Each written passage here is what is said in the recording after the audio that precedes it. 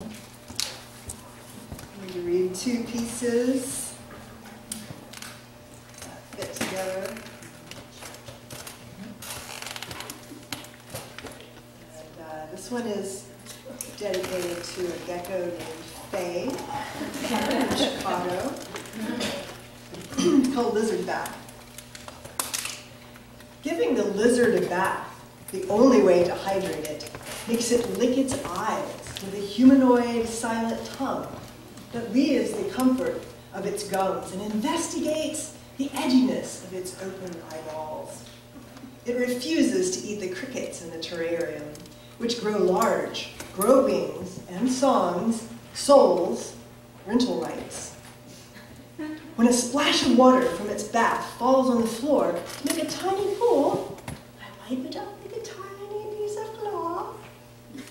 The lizard hides more adventurously in the dried grasses, still so slowly I never see it move.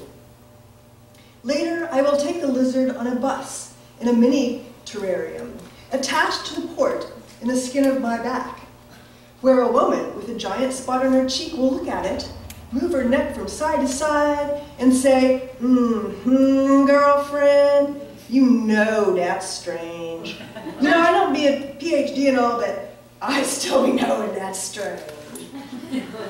I will wear the mini terrarium into the bars tonight after wearing it to the spa and see if they have some holiday spiced eggnog, if I give them the last of my wad of cash, bits of lint and dried terrarium grass coming out of my pocket when I bring it out.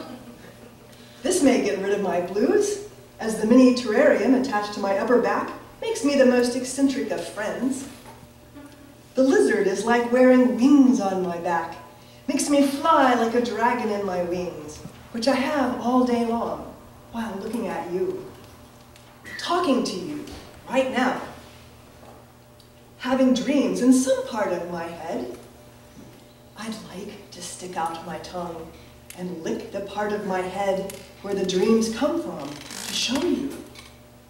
But my tongue isn't that long yet, though I clip a little bit more of the skin at the base of it every week.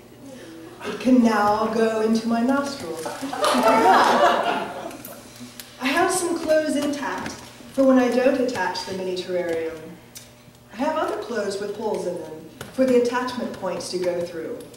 When I remove the terrarium, the holes in my shirts become slinky sexy over the portholes. I can do striptease moves as I dance, and strangers can peer at the port, trying to figure it out. It's similar to an insulin pump, I tell them.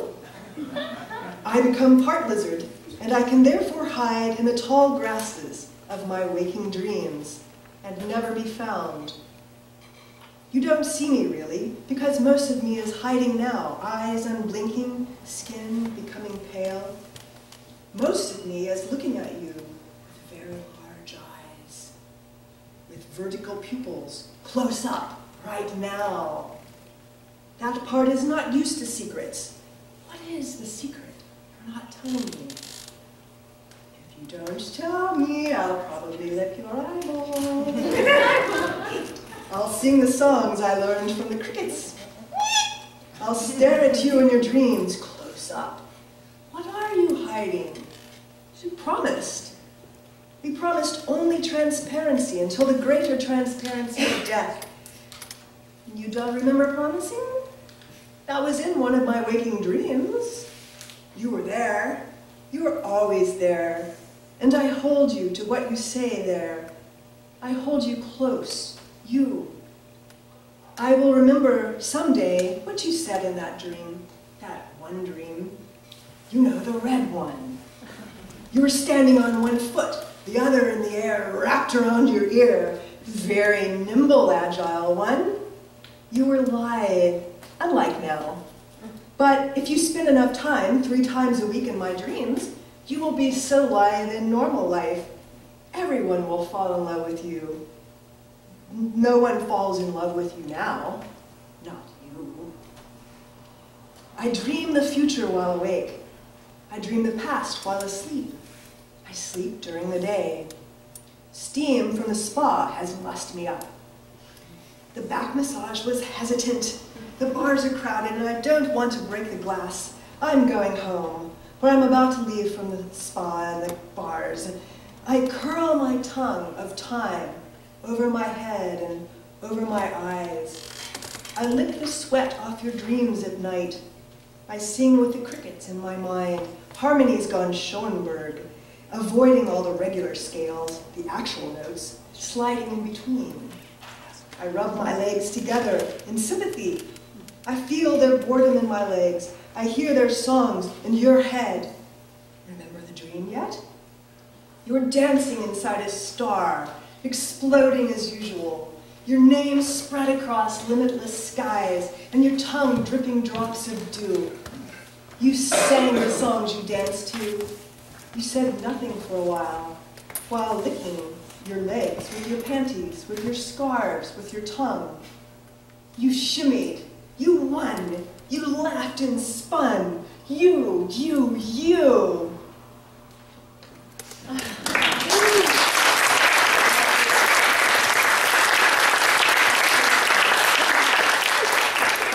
It's called Aha. Now that is the answer I was looking for, said the snail, twitching his tail with a stubble panache that no one else noticed, but the carpenter ant, looking over his shoulder at him. The ant turned around. He stared, waiting for a clue, but the sky became so blue that it crushed him instead. Now it was only the snail. He had a strong back, so the sky's blueness was nothing to him, nothing at all. And it was nothing that was the answer he had been seeking. He traced time backwards along his shell, coiling, vorticizing, becoming recursive. He felt more soulful as he went. He simultaneously felt, truly felt, the precociousness of his being, the preciousness of his tiny face unlike any other, exactly while being more aware of how he was also not anything at all separate from the time-space continuum, which goes forwards and backwards through all singularities. He just happened to have one of the tiny little singularities fastened to the point at the center of his shell. A tiny wormhole in the quantum foam, making that singularity stick to his shell, was drawing his subconscious inexorably into oneness with the little nothing, which is the same thing as the big nothing. He started to shudder as he got closer. He stuttered. Time went at a different rate. The gravitational field was getting stronger. His resolve to enter the point of nothing grew stronger. As he became nothing, the page slipped off and got drunk, and the fountain of knowledge spewed through the hole in it where the snail had been. Now you're wet.